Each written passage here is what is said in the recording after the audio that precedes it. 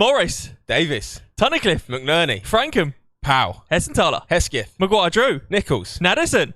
That's the starting 11. It's Talk of the Town, episode 37.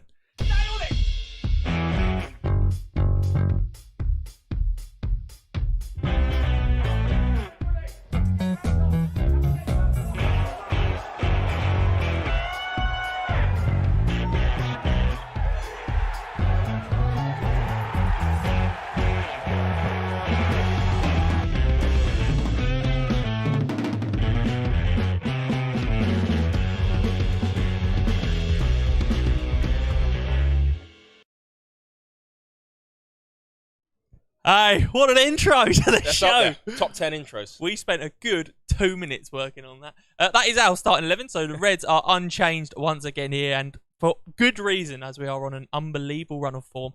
3 1-0 wins on the trot, 2 here at home, and we are hoping for a third here this evening when the Reds take on Walsall in just under an hour's time. Coming up on the show, we have Erdem Konya, John Yems, Sam Jordan from the CTSA will be coming by as well to have a chat with us. But after the show this evening, of course, you can't be here this evening, but you can watch the game at home on iFollow. In your heart, in spirit, in soul, you make every tackle, score every goal. You're part of it, wherever you are in the world, from the first minute until the last kick. Victories, heartbreaks, you're part of the fabric. The passion, devotion, supercharging emotion. For you, there is only one. Abiding loyalty, togetherness that is second to none. Follow every kick, every tackle, every goal. With access to live stream games and matchday commentary. With coverage spanning the globe. Behind the scene content, newsletters and match highlights. There's no better way for you to get closer to your club. And with iFollow sales supporting them, there's no better way to show your love. When you can't be there with iFollow. Yeah, the game is free for season ticket holders on the iFollow, or if you're a non-season ticket holder, you can get the game for just £10. Tonight is not one you want to miss. We have already had drama here in the People's Pension Stadium as 2 Egyptian geese landed on the sacred turf. Absolute drama, Harry. It is. I can't believe you said that. It's the greatest bit of bird drama we've had since the Swan in the late 90s during the game. Honestly, unbelievable. They've gone now. You'll be glad to know. You're not going to see on Twitter, games delayed by 15 minutes because Yems is chasing geese out on the pitch. I had a good half an hour of content to talk about Egyptian geese. Alas, we'll have to bin that for the time being. Hopefully it's Walsall in a flap here this evening and not the Reds. Harry, we're on a great... What a start! What a start! This is someone who told me that he wasn't feeling it too much tonight. Well, Get up I'm a professional, Harry. The lights go on. You're flying now. We're on good form. We are. We've got through that tricky run of fixtures in terms of what the league table says. Walsall here, on really bad form, should be 3 points. Yeah, this is massive. This really is. I did that thing where you're clinging on to hope and looked at the fixtures after Saturday's result, looked at the table and thought, "Ooh, yeah, we're in with a little bit of a shout." Thank you, sir. Milk, 2 sugars as well. Thanks. Anyway, I looked at the fixtures. This is one of our 2 games in hands on all the teams in the playoffs. So obviously Salford play again tonight as well. They're level with us. I think they're at home to Colchester, so you're probably expecting them to win. I think you get another win tonight against, like you said, easier opposition as to what we've been used to over the last few weeks. All of a sudden, you're 3 points off the playoffs with a game in hand.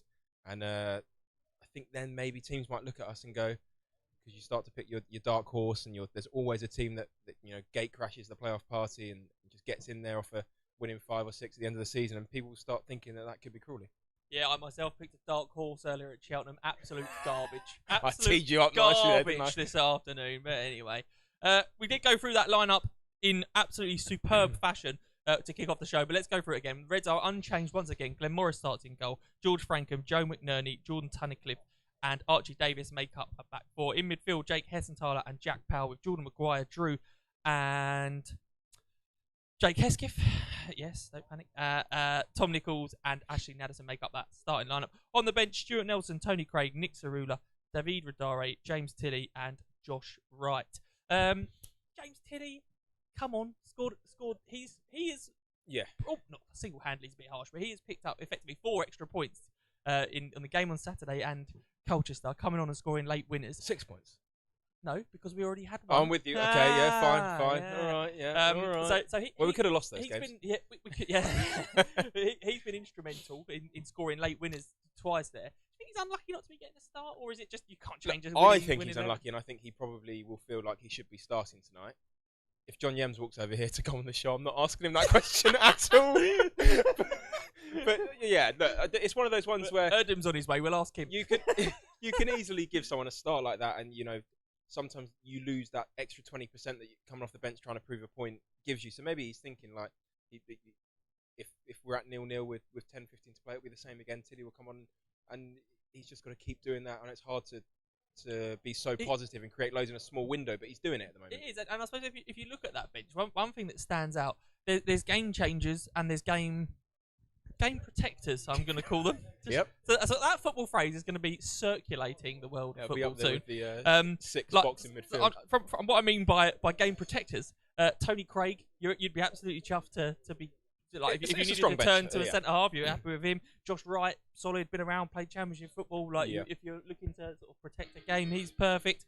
But then sort of going forward, James Tilley, as we've seen, has changed a number of games. David Radare, a bit unproven at the moment, but a goal scorer in terms of record, and Nick Cerullo, we've seen what he's capable of. Yeah, it's a squad full of depth. Yeah, and we always, we kind of sit behind the dugout, and you do see John turn around and just have a peer up to where the subs are sitting, and he'll be happy being able to do that over the the last few games. He's been able to utilise what he's got on the bench, but that's not to say that the starting 11 haven't been performing. None of them deserve to be dropped, which is the other way of looking at this. And it's nice actually that we've had a run of games with the same starting 11. Yes, it's always much easier when you're winning the games, but I think at the start of the season we did chop and change quite a lot. So it's nice that we're settled. I'm sure the players probably enjoy going out with the same bunch of lads, the same group, and it's obviously working. And I think it's a matter of time probably before we break this 1-0 sort of duck. It'd be nice to good bird pun. That's the theme of the evening. It'll be nice to go on and smash 3 or 4-0. It really would be. And we'll talk more about Walsall later on. But Walsall have had a change of manager recently. That manager hasn't won, I think, in 7. He's had 7 games. They haven't won a game in that time. They're in danger of sneaking into a relegation fight, aren't they? Potentially, yeah. I'd like to think they've got enough quality to be safe with that. I think for the games you've got left and the way sort of Grimsby have failed to pick up a few wins, that's probably one relegation spot gone. So there's only another one up for grabs. I think you'd have to be drastically bad to go. I'm probably more looking at like a Colchester to slip right down there. I think that's probably a good thing for us, though. I think if Walsall don't treat it as though they're in a relegation battle, we've seen sometimes how Crawley slip off at the end of the season when you haven't necessarily got too much to play for. Yes, players are playing for contracts and things and their futures, but we're probably playing them at quite a nice time. Similar to Mansfield, didn't really have too much on the line to play for, and that can only be a positive for us. Yeah, absolutely. Erdem's here. We'll be chatting with him very shortly. But first, let's take a look back at how the Reds got on when we travelled to Walsall earlier in the season.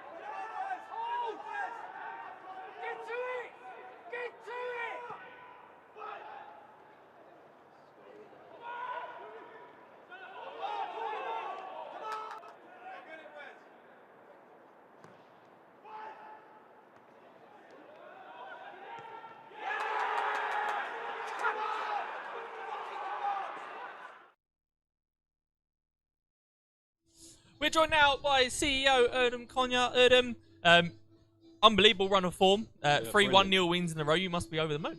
Yeah, I'm very much over the moon. Yeah, it's very good because it's good that we've hit form at the business side of the season, and it was good to get over that little lull we had in January. But I think that lull underlines the effects of COVID that we went through after not playing for 2 weeks and suddenly having all them run of games and having to catch up.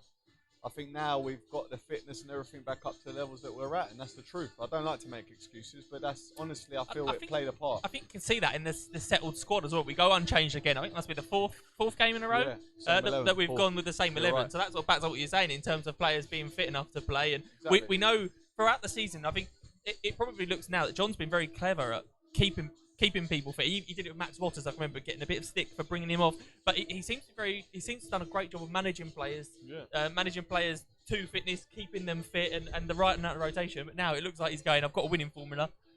Business end of the season, we're going for it with that winning formula. I mean, look, it's an indifferent season, so with all the COVID stuff and the fitness, you are going to have to chop and change a little bit. And even when we played Cambridge, they didn't play on Tuesday. We did. We played Bournemouth and went and give a good account of ourselves. But I think we were tired on the Saturday because then Cambridge done very well against us. They were the better side on the day. That's the truth.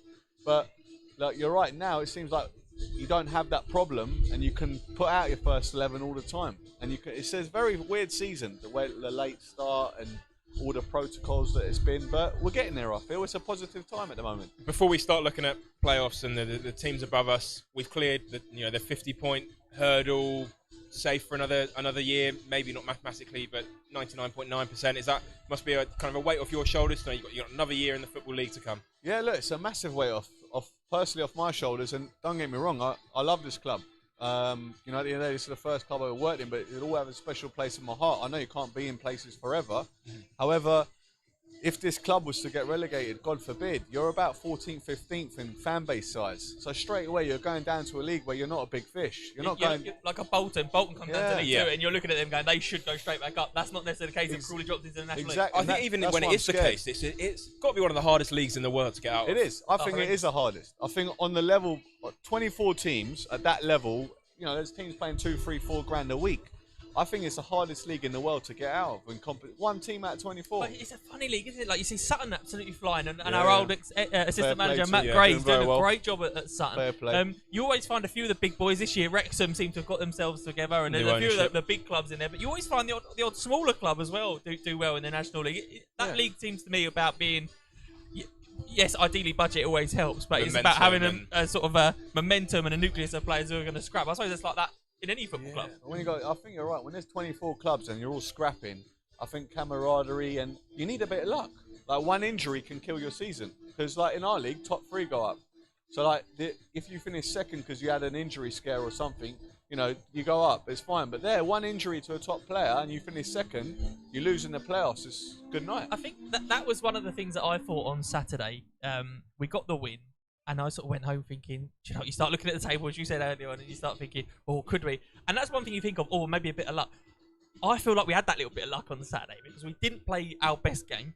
It wasn't our worst game. But both sides really weren't great. But ultimately, James Tilley's come up with that magic moment, and we've gone away with 3 points. And maybe in previous years, we would have gone away either having that done to us or walking away with a point, and that's the difference between getting into that playoff picture. I do believe we had the better chances in that game. I genuinely do, yeah. But I think Mansfield are a little bit underrated, and they just beat Cheltenham 3-1. So their tails were up. But you're right, Tilley coming in, there's that belief. It seems like we didn't stop. It seemed like we carried on with the momentum, and it was exciting to see. And fair play to the lad; he's done it 2 games. Let's talk playoffs, because I feel like we're getting so deep in the season now. Obviously, when you're in a relegation battle and you're not safe from relegation, it's easy to say we're still in a relegation fight till we're out of it. When can you say we're in the mix for the playoffs? I think genuinely we are. I think the lads believe, and everyone believes in the club, that we've got a chance. It's at the end of the day, the results will speak for themselves. It's what you do in the next games that will determine it. Well, of course, we've got a chance. If we win tonight, every game's winnable. And that's the most important thing. But every game's lose. You can lose as well. We know that. Look at Grimsby. You know, they got 6 points off us. But they're horrific. I mean, they're not. They're not. Look. They're not. What does that say about us? All right, no. But they're not. Look, they're not. Well, when I say it's the worst The side league I've table seen. suggests they're horrific. Yeah. So a lot of bad things. But look, honestly speaking, it's the worst side I've seen in the league this year playing football, and we lost to them twice. So this league is about, you can't underestimate or overestimate anyone. Just go in there, same application, and we're game for it. I think if John were here, he'd be saying to us, well, no, every game's tough. And I almost tried to do an impression there. He'd be saying, every game is tough. Anyone can beat anyone. Listen, we haven't got a massive budget. But it is very hard to look at the league table and not look at the next run of games where we play Walsall, who are sort of 4th, 5th from bottom. We play Barrow on Saturday, who are in a relegation fight. Then we play Port Vale, who are in a relegation. You can't help but sit there and go, oh, we could pick up some points here. We've got half a chance. I think we've got a decent chance, but it also highlights the fact that if we don't have the playoffs and we keep the core of the squad, it'll be the first time in the 5 years there's continuity and longevity in the squad with the same management. And I think that's a very important foundation to build on, because that's what I'm seeing in these leagues. Like, it's Accrington, they nearly got relegated, if you remember. Yes. Same manager, same players. Next season they go up. Because like, you don't get a lot of continuity and longevity in football. And I think that's, if you can tick those boxes, you've got a good chance. And I think is that something you're looking at? At this moment in the season, it's hard, isn't it, at football clubs across the whole thing, because you need to start looking ahead to next season. Yeah. Not really knowing exactly, you're not guaranteed what league you're going to be in. You don't know where you're going to be. But are you sort of looking at this squad of players and go, wherever league we're in, we're happy with the squad we've got. There's a lot of potential in there. There's a lot of young players. There's not going to be a huge overhaul in the summer. No, I don't. I mean, you don't want a huge overhaul, because new characters, everything new, and it's just filling everyone in. It's not easy, you know. So I think if we, once again, the continuity and longevity in this squad, it'll be fantastic, because you've got leaders. You've got Nichols. You've got Craig, George. You know, Pally and Hesse. Tunnicliffe can become a real leader. Yeah. Tunnicliffe. And these boys want to be here. That's the good side. So, I'll be honest, like, sometimes you want to try and sell and make money. Now they all want to be here. It's a great thing. It's a great feeling, because now everyone wants to be a part of Crawley. Crawley's not a stepping stone. Crawley can be that locomotive, that train that goes up, hopefully. That's the dream. Excellent. I don't know. We've got the boss waiting in the shadows. Yeah. John Yems is here. We'll be hearing from him after this break. But let's hear from the People's Pension. Since 2017, £30 million has been lost to pension scammers. That's about 26,000 Premier League season tickets. During these uncertain times, it's more important than ever to defend your hard-earned money. Be on the ball to anyone contacting you out of the blue. Find out more about pension scams and how to avoid them by visiting our website. Yes, we are joined now by the manager, John. John, another 1-0 win at the weekend. Another win coming late on for a James Tilley goal. You must have been over the moon. Yeah, well, I've just been watching what you've been saying on the telly, a lot of you, and it annoyed me a little bit. I've got to be honest, because we ain't thinking of promotion. We ain't thinking about playoffs. We're thinking about getting as high as we can in the league. And I just want to put this to bed, that we are not set our sights on promotion. We've set our sights to be what we can be.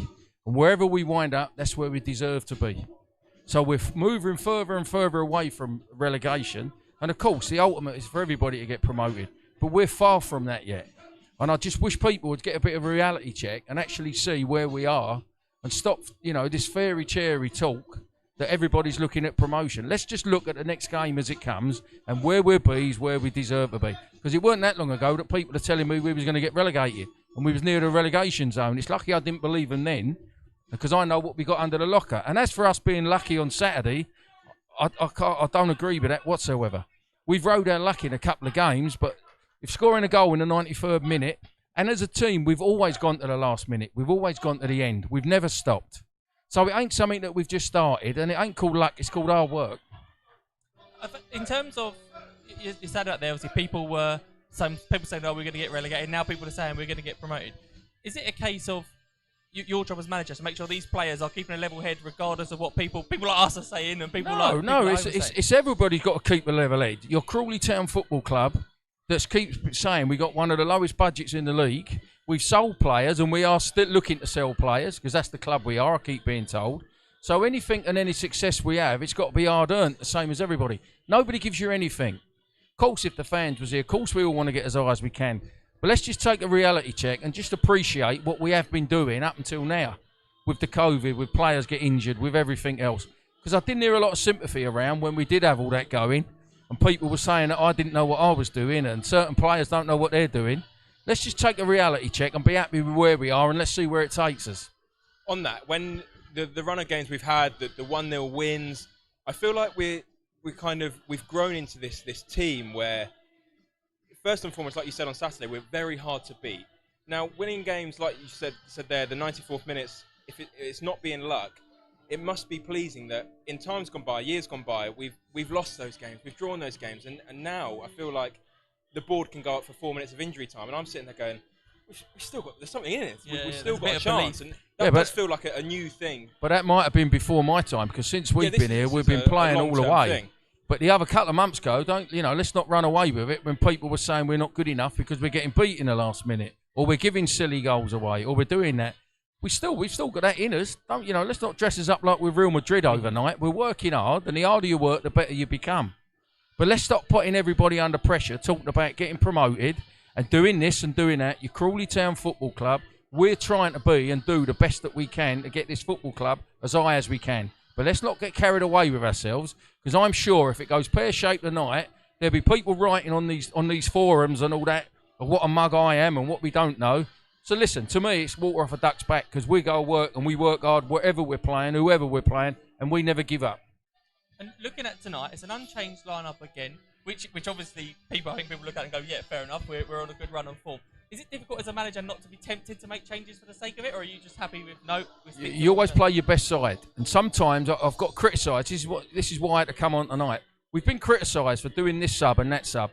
I don't think the supporters realise.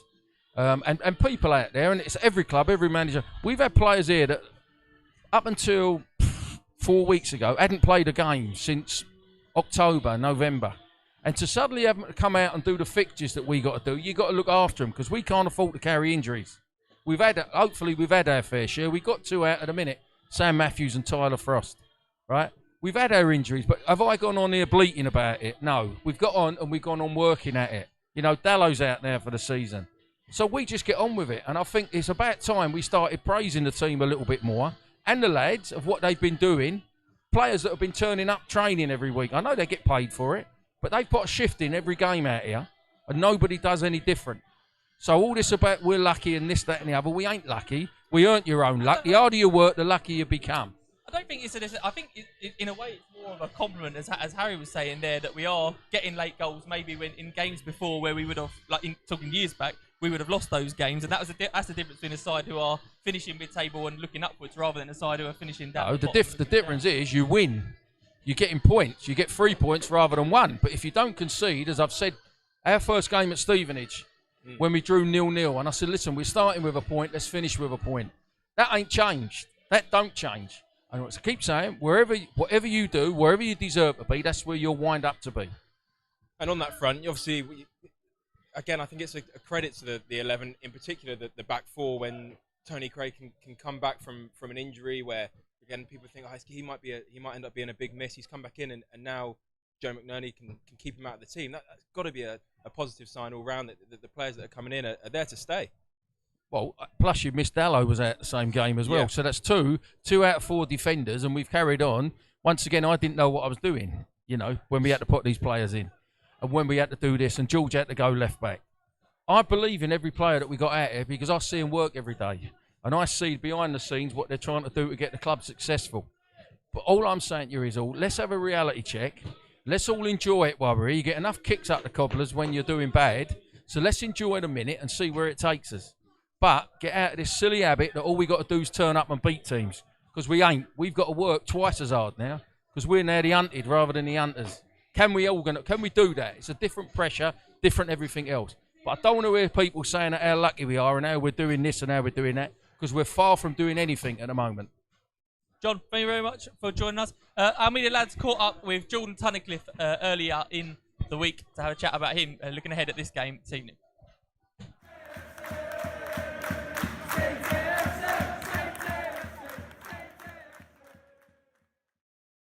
Jordan, it's Walsall tomorrow. How are you and the lads heading into that one? Confident, yeah, but we just take each game as it comes. Can't look too far ahead. We've had 3 really good results. Had a couple of good results, to be fair. Disappointed in our away performance at Morecambe, but now the confidence is high. But we're also a good side, and we've got to make sure that we start out tomorrow. Yeah, as you say, 3 brilliant results in the bounce now. I can imagine the lads were buzzing, especially after Salford as well. Yeah, definitely. There were 2 great results at home. Shame they were in front of the home fans, but we've got another home game coming up now. Hopefully we can take advantage of that. We've had a really good record at home this season. So yeah, we'll take that confidence into tomorrow night. 3 good results and 3 clean sheets on the bounce as well. That must be really good for you and the defenders. Yeah, it is, yeah, but we come in the change room and the gaffer and Bradders say that it's a whole team performance. I think the midfield and the strike force have been brilliant defensively, recovering all the time. Nadders, Nico holding the ball up for us, the midfield, tracking runners, making big tackles. I think it's a team effort to keep the clean sheet. I know it looks good on the keeper and the back four, but that's a whole team thing, that is. You've had a range of defenders playing alongside you this season. Obviously Dallow's been out injured, Craig's been out injured, but Joe Mack and Archie have stepped in really well. George has filled in the left back. It looks like a real team performance at the back. Yeah, it does. I mean, we've got 8 or 9 defenders this season that I think anyone can play in the team. And I think that's why the standards have been so high this season when people are coming, because they know that there's good quality players that will come in. So you've got to earn your shirt. No one's spot is safe in the team. And I think the gaffers made that clear to all the players, and that's why every single player in the starting 11 is pushing every game, and I think it showed in the back four this season. Yeah, some fantastic momentum. It would be good to get a win at Walsall and then the long trip to Barrow on Saturday. Yeah, it'd be brilliant to get a win against Walsall, considering I'm from Birmingham myself. But yeah, we don't look too far ahead, like I said. That's a long trip away to Barrow, we'll concentrate on that. But the game ends tomorrow night, but we just look to get the next 3 points. Thanks, Jordan.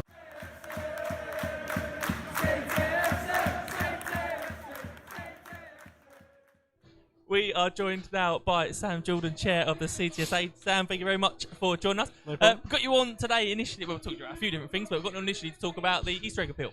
Yeah, absolutely. So every year we do an annual Easter egg appeal where we look to collect some Easter eggs kindly donated by the people of Crawley and donate them to charities or organisations who could give them to people who need them at this time of year. So this year we're looking at 2 charities. One is Crawley Foyer, who look after and help house young people who have come from hard times and might need housing, supporting them. And the second one is a ladies' organisation called Rivers. They support vulnerable women, maybe because of domestic violence, something like that. Just support them with education and ways to get a better way of life. We are also open to having some more organisations this year. So if anyone knows anyone wants to get in touch, give us a shout. But yeah, any Crawley person or fan or anyone who wants to donate eggs can do that by dropping them into the club during office hours. And on April the 1st, not April Fool's Day, the day before Good Friday, we'll be donating them to those charities. Fantastic. I think I've been involved in the egg peel before, and some people say, "Oh, what's the point?" It does well every year, doesn't it? I always see the deliveries and stuff that go up on social media. And some people say, "Oh, what's the point in just giving out chocolate eggs?" But the people who receive them are generally really grateful. It doesn't matter. We've done it, I think, at Chestnut Tree last year. We did it. St Catherine's have had and it doesn't matter how old the recipients are or who the recipients are. They genuinely absolutely love it, don't they? Yeah, absolutely. I mean, last year we helped 5 organisations, and it was nearly 300 eggs. So 60 to each organisation, and they were chuffed, absolutely chuffed. We get so many messages from them saying thank you very much. It's put a smile on so many people's faces, especially during the pandemic. Lots of people need tuning up this time of year. So yeah, if anyone can spare some money to donate 1 or 2 eggs, that'd be fantastic. Keep them off the shelves, keep you away from them. Yes. I'm not in the office as much this week, so you'll be all right. Keep me away from the eggs. Away from the Easter egg appeal, how, from the CTSA point of view, has it been difficult not being at the games? Has it been, like, what have the CTSA been doing behind the scenes when obviously they've not been able to be at the games and be a presence at all, really, in sort of face-to-face with the fan base? Yeah, very difficult, very difficult. Obviously we've got the Reds rollover, which has got the most members they've ever had now, which obviously raising money for the club and obviously gives some money back to the fans as well. But it's really hard. Obviously we were due to have our football festival just before obviously lockdown happened in May last year, which is our biggest fundraiser of the year, and we couldn't do that. So yeah, it's been tough really. And we've been doing very little, if I'm honest, because there's very little you can do during these times. We're looking to have our AGM in May, and that'll probably be through Zoom, just because obviously we're not too sure where we're going to be at that point, and that'll be a new thing for us and obviously the supporters. So yeah, it's been tough, but obviously hopefully come August next year we'll be back in it. And so on the Reds roll, we do the Reds rollover draw. It's normally quite entertaining. It's normally Andrew Chester owes me a beer for the last one. We normally do the Reds rollover here live on Talk of the Town. how is that money split? And explain. I know we've done it before. Steve's been on before, but how is that money split, and how does it go directly to the club? Yeah, so literally 45% of the profit goes to the club. So, and in fact, the CTA don't take any money from that. So about half of it goes back to the fans who put their money in every month, and the other half goes straight to the club. And then what we do is every year we ask the club what they'd like their money spent on. So we don't just write a cheque to the club. It might be, right, we need £1,000 for this, and it will go towards that. We'll get the members to vote, because it's their money ultimately. So last year we put it towards the scoreboard, which obviously hopefully will be up for next season.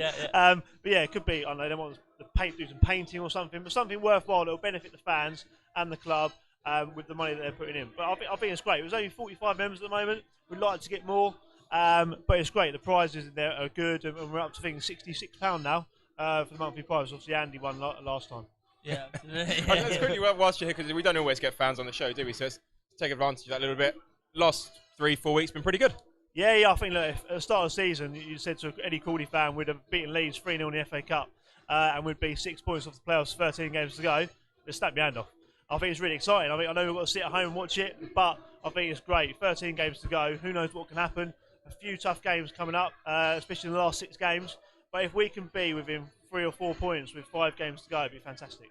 Yeah, it's a bit hard, I suppose. We're quite lucky in a way. We're sort of watching most of these games. We've been able to take in the Leeds game and sort of going all over the place.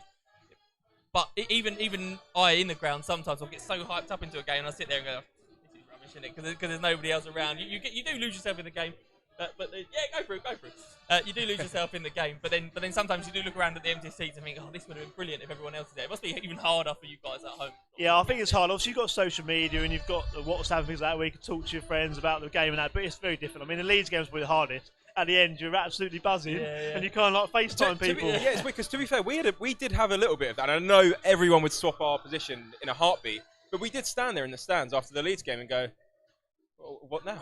Do you know what I mean? Because this place would have been packed out. Do you know what I mean? And it's sad. I ended up on a Zoom, I think, that night with a few of the lads from behind the goal. It's a tricky one. I do think that's the positives though. For example, so away games, especially on Tuesday night, not a lot of fans can get there, but you can watch it at the moment. Yeah. So you can buy it on iFollow, finish your shift at work or working at home, whatever, and go and watch. I think that is one advantage you kind of have to cling on, and you can probably watch more games at home if you can't travel. But yeah, it's tough. And look, imagine if we got in the playoffs and we were allowed to come to the first or second leg here. Obviously, that would be the dream, wouldn't it? That would be the dream. Just a dream. The dream would be one game more. Would be a dream. Sam, thank you very much for joining us. So that is it. If you can get involved with the Easter egg appeal, please do drop some Easter eggs at the club, and those will go to the charities that Sam mentioned earlier on. Really great cause. Not uber expensive, but if you have got a few quid that you can spare, please do drop the Easter eggs down at the club, and Sam and the guys at the CTSA will distribute them. Also, the Reds roller, as we spoke about then as well. Great cause, which goes directly into projects at the club. So if you're not already a member of the Reds roller, for £5 a month, set a standing order up, and you can get involved in that and support the club through supporting the CTSA. Sam, thank you very much. Sam. The media guys caught up earlier this week with Archie Davis to have a chat about his career and life at Crawley Town.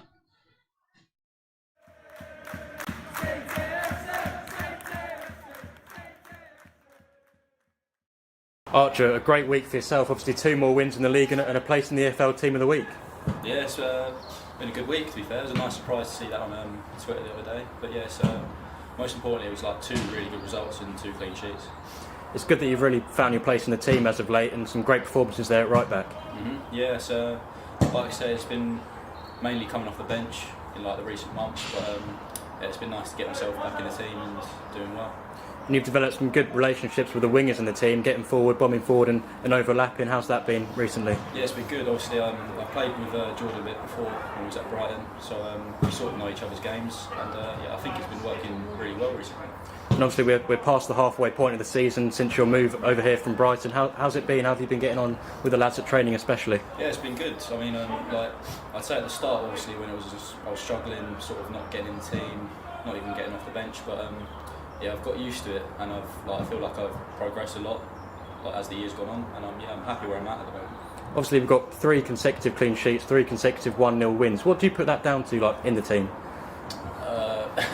Winning ugly at times. I mean, we know that we're like a really good footballing side, but the last couple of weeks we've won games differently, and I think that's important. Like winning scrappy second balls, defending our box well, and taking chances when we get forward. And I think the fans have definitely noted on your progress this season how much you've come along. What do you put that down to this season? Obviously advancing and getting better as the games go by. Yeah, just like mixing up my game a bit at times, and a bit more belief in myself, like in the second half of the season, I think.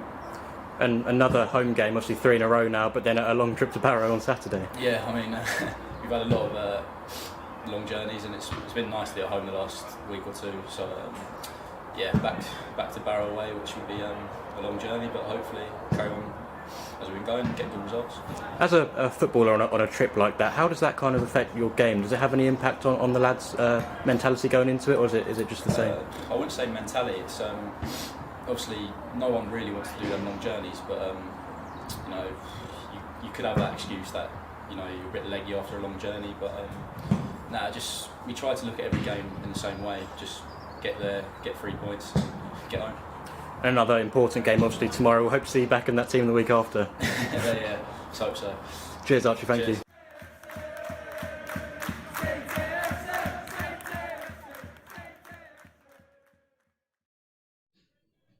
So Harry, let's look at the game tonight. It's as we've mentioned before, we are on good form, but also they draw a lot of games, don't they? They're not a side that this season that they've drawn almost. And we haven't drawn many, to be fair. So if you were taking a punt on it just on face value of, you know, chances of drawing a game, we probably are due one. Like I said, kind of at the top of the show, I hope it's not tonight, because I think tonight's a great opportunity to, let's say, see where you are in the league. It's a bit of a leveler, because it's hard to get a good grounding and a good understanding of where teams are at until they've all played the same amount of games.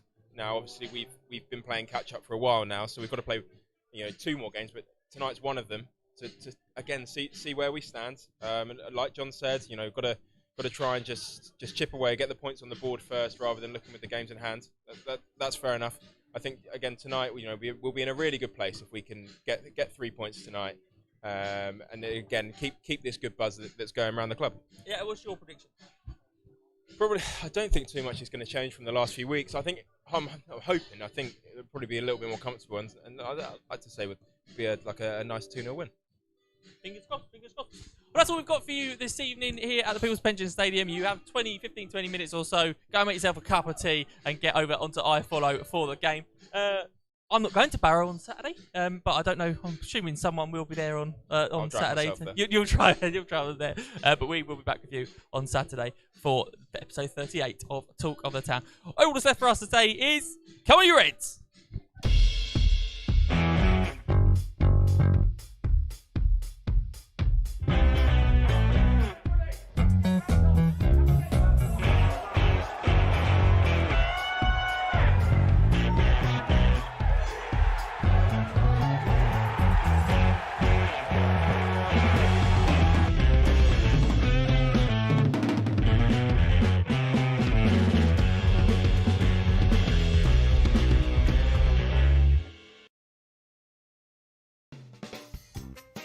What a show! If you enjoyed it as much as we did, you need to subscribe to our YouTube channel, hit that bell icon so you can be notified about when we are next live here from Talk of the Town. Make sure you don't ever miss an episode, subscribe, hit the bell, and we will see you again very soon.